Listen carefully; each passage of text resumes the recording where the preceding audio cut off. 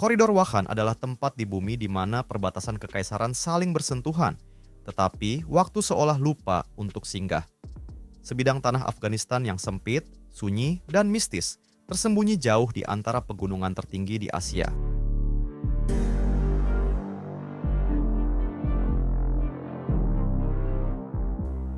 Disinilah, di tempat yang dijuluki atap dunia, keheningan terasa begitu dalam hingga seolah kita dapat mendengar denyut nadi sejarah yang masih berbisik di antara angin pegunungan.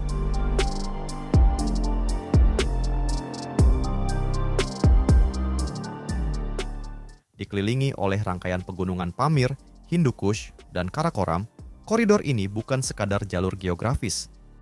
Ia adalah kapsul waktu yang membeku di tengah kerasnya alam. Tebing-tebing granit raksasa berdiri seperti benteng purba, sementara sungai-sungai glasial mengalir perlahan di antara lembah yang tampak tidak tersentuh oleh dunia modern. Ketika sebagian besar Afghanistan dilanda konflik selama puluhan tahun, Wakhan tetap seperti pulau kedamaian yang tersembunyi di balik lautan es dan gunung-gunung tak tertembus.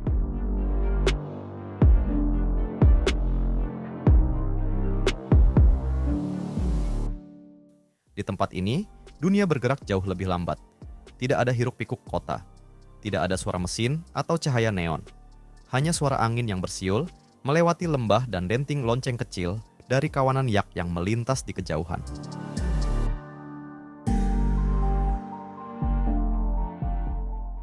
Wilayah liar yang masih murni ini menyimpan cara hidup yang hampir tidak berubah sejak zaman Marco Polo.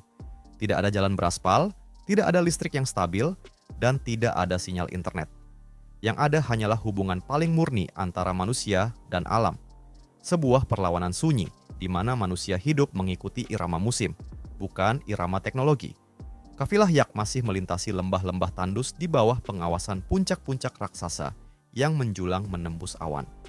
Pada malam hari, langit Wakhan berubah menjadi samudra bintang yang nyaris mustahil ditemukan di tempat lain di dunia. Tanpa polusi cahaya, galaksi tampak begitu jelas, seolah langit sedang membuka rahasianya sendiri. Dalam perjalanan ini, kita akan melintasi gerbang menuju dunia yang terlupakan. Kita akan memahami bagaimana geografi mampu membentuk takdir suatu bangsa, dan mengapa koridor ini menjadi salah satu rahasia terbesar jalur sutra.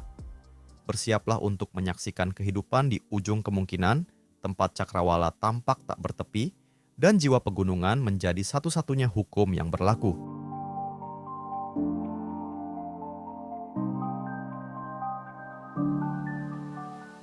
Untuk memahami Wakhan, kita perlu melihat angka-angka yang menentang logika dunia modern. Koridor ini membentang sepanjang sekitar 350 km. Pada titik tersempitnya, Afghanistan hanya memiliki lebar sekitar 13 km, terjepit di antara Tajikistan dan Pakistan seperti pita tanah yang rapuh di tengah raksasa-raksasa pegunungan Asia Tengah. Di wilayah ini, ketinggian rata-rata melampaui 4.500 meter di atas permukaan laut. Udara menjadi begitu tipis hingga setiap langkah terasa berat. Bahkan bernapas pun membutuhkan usaha. Di tempat setinggi ini, tubuh manusia dipaksa beradaptasi dengan kerasnya alam. Pada musim dingin, suhu dapat turun hingga minus 40 derajat Celcius. Sungai-sungai membeku menjadi jalur es, sementara badai salju dapat berlangsung selama berhari-hari tanpa henti. Banyak desa terputus total dari dunia luar selama berbulan-bulan. Dalam kondisi seperti itu, persediaan makanan dan bahan bakar menjadi penentu hidup dan mati. Wakhan juga menjadi satu-satunya tempat di dunia di mana 4 negara saling memandang dari kejauhan: Afghanistan, Tajikistan, Pakistan, dan Tiongkok. Sebuah persimpangan geografis yang tampak seperti ujung dunia, tanpa jalan raya modern, tanpa rel kereta api, hanya jalur bebatuan, tebing curam, dan kekuatan alam yang mutlak. Namun, lebih dari 700 tahun lalu, lembah terpencil ini bukanlah jalan buntu.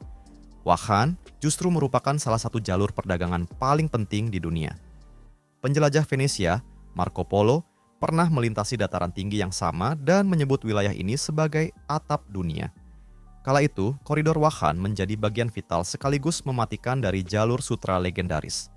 Kafilah-kafilah besar yang membawa sutra dari Tiongkok, rempah-rempah dari India, batu mulia dari Asia Tengah, hingga manuskrip kuno dari Persia harus melewati jalur pegunungan yang nyaris mustahil dilalui manusia. Banyak pedagang kehilangan nyawa karena longsor, badai salju, atau kekurangan oksigen. Namun, keuntungan perdagangan begitu besar sehingga jalur ini tetap digunakan selama berabad-abad. Tetapi Wakhan bukan hanya jalur perdagangan. Ia adalah jalur pertukaran ide, agama, bahasa, dan budaya. Melalui lembah inilah pengaruh Buddha, Islam, Persia, dan Asia Tengah saling bertemu dan membentuk peradaban yang kita kenal sekarang. Lalu mengapa wilayah yang dahulu begitu penting ini berubah menjadi tempat yang sangat terisolasi? Jawabannya terletak pada geopolitik abad ke-19. Dalam persaingan besar yang dikenal sebagai The Great Game, Kekaisaran Britania dan Kekaisaran Rusia berebut pengaruh di Asia Tengah. Kedua kekuatan besar itu saling curiga dan takut satu sama lain memperluas wilayah kekuasaan. Pada tahun 1893, koridor Wakhan dibentuk sebagai zona penyangga agar kedua imperium tersebut tidak pernah memiliki perbatasan langsung. Dalam sekejap, jalur perdagangan yang telah hidup selama ribuan tahun berubah menjadi lorong sunyi yang dikelilingi batas-batas politik. Ironisnya, isolasi inilah yang justru menyelamatkan Wakhan. Ketika dunia di sekitarnya berubah oleh modernisasi, perang, dan industrialisasi, lembah ini tetap mempertahankan tradisi leluhur yang nyaris hilang dari muka bumi. Hingga hari ini, masyarakatnya masih berbicara dalam dialek kuno, mengenakan pakaian tradisional tebal dari wol, dan menjalani kehidupan yang mungkin akan dikenali oleh para pedagang jalur sutra berabad-abad lalu. Inilah paradoks Wakhan. Nilai sejarahnya membuat wilayah ini sangat berharga, tetapi letak geografisnya membuatnya nyaris tak tersentuh. Saat melintasi jalur Marco Polo, kita menyadari bahwa rahasia terbesar koridor ini bukanlah apa yang disembunyikannya, melainkan apa yang berhasil dipertahankannya. Sebuah budaya yang tetap hidup karena terisolasi dari arus dunia modern. Di koridor Wakhan, iklim bukan sekadar cuaca. Ia adalah penguasa mutlak kehidupan. Musim dingin di sini bukan hanya musim, melainkan pengepungan panjang yang berlangsung lebih dari setengah tahun. Ketika salju pertama turun, dunia luar perlahan menghilang. Jalur pegunungan berubah menjadi kuburan es yang menutup akses menuju seluruh Afghanistan. Bertahan hidup di kerajaan dingin ini membutuhkan ketahanan yang hampir mustahil.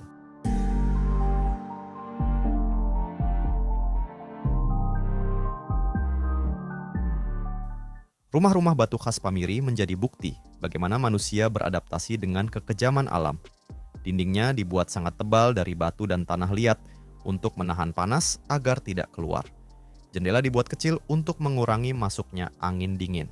Atap rumah terdiri dari 5 lapisan simbolis yang dipercaya mewakili unsur alam, sekaligus perlindungan spiritual.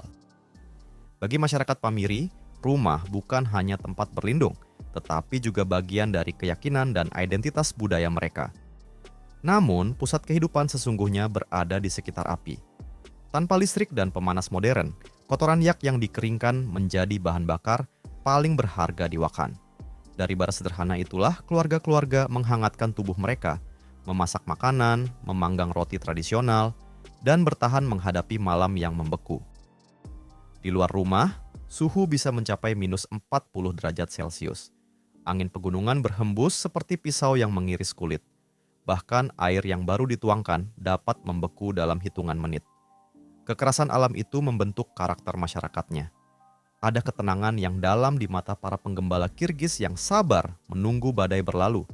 Mereka memahami satu hal yang jarang dimengerti dunia modern. Alam tidak bisa ditaklukkan. Alam hanya mengizinkan manusia bertahan untuk satu hari berikutnya. Makanan di Wakhan dirancang untuk melawan dingin dan menjaga tenaga. Susu yak, mentega asin, keju kering, sup panas, dan teh hitam menjadi sumber energi utama yang menjaga tubuh tetap hidup di tengah udara tipis pegunungan. Di tempat seperti ini, solidaritas bukan sekadar nilai sosial. Ia adalah syarat untuk bertahan hidup. Ketika badai datang, seluruh komunitas saling membantu. Tidak ada seorang pun yang mampu bertahan sendirian di pegunungan ini. Kehidupan di koridor Wakhan berjalan mengikuti matahari dan musim. Waktu tidak ditentukan oleh jam atau kalender modern, melainkan oleh salju yang turun, rumput yang tumbuh, dan perpindahan ternak dari satu lembah ke lembah lainnya. Penduduknya terbagi dalam 2 kelompok utama, masyarakat Wakhi yang menetap di lembah-lembah rendah sebagai petani, dan masyarakat Kirgiz yang hidup nomaden di dataran tinggi Pamir. Bagi masyarakat Kirgiz, rumah bukanlah bangunan permanen, melainkan yurt, tenda bundar dari kain felt yang dapat dibongkar dan dipindahkan mengikuti musim. Dari kejauhan, yurt tampak sederhana, tetapi di dalamnya terdapat dunia kecil yang hangat dan penuh kehidupan. Lantainya dipenuhi karpet tenun berwarna-warni, sementara aroma teh panas dan susu yak memenuhi udara. Anak-anak bermain di dekat api, sementara para tetua menceritakan kisah leluhur yang diwariskan selama berabad-abad. Di Wakhan, ia adalah pusat kehidupan. Hewan kuat ini menyediakan susu, daging, wol, kulit, hingga tenaga untuk mengangkut barang di jalur pegunungan yang tak mampu dilalui kendaraan. Pagi dimulai dengan memerah susu dan membuat kurut, keju kering khas pegunungan yang dapat disimpan selama berbulan-bulan. Bagi masyarakat Wakhan, kemampuan menyimpan makanan adalah kunci bertahan hidup selama musim dingin panjang. Tanpa rumah sakit dan infrastruktur modern, masyarakat mengandalkan pengetahuan leluhur. Obat-obatan berasal dari tumbuhan gunung, sementara hiburan hadir melalui musik tradisional, nyanyian rakyat, dan cerita-cerita kuno yang disampaikan di sekitar api unggun.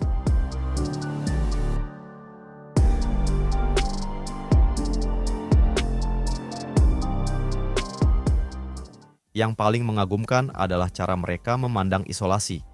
Mereka tidak merasa ditinggalkan dunia, sebaliknya mereka merasa dilindungi olehnya. Saat meninggalkan koridor Wakhan, kita membawa lebih dari sekadar gambaran pegunungan raksasa dan lembah sunyi. Kita membawa pemahaman baru tentang ketangguhan manusia. Sebidang tanah sempit ini mengajarkan bahwa isolasi tidak selalu menjadi hukuman. Kadang, ia justru menjadi perisai yang menjaga jati diri suatu bangsa. Di dunia yang bergerak semakin cepat dan bising, masyarakat Wakhan tetap hidup mengikuti bintang-bintang dan pergantian musim. Mereka membuktikan bahwa kebebasan sejati tidak selalu terletak pada kecepatan koneksi, melainkan pada kedalaman akar budaya dan kekuatan jiwa manusia. Wakhan adalah pengingat bahwa kedamaian masih dapat tumbuh di tempat-tempat yang paling tak terduga. Ketika perbatasan dunia terus berubah dan kekuatan besar terus berebut pengaruh, koridor ini tetap berdiri dalam diam, menjaga kisah-kisah kuno yang pernah dilalui Marco Polo dan kini kita saksikan dengan penuh hormat. Wakhan bukan sekadar titik di peta. Ia adalah perlawanan sunyi terhadap kelupaan. Dan mungkin, warisan terbesar lembah ini bukanlah emas atau sutra yang pernah melintasinya, melainkan martabat manusia yang memilih untuk tetap hidup selaras dengan alam, bahkan di tempat dunia seolah berhenti bergerak.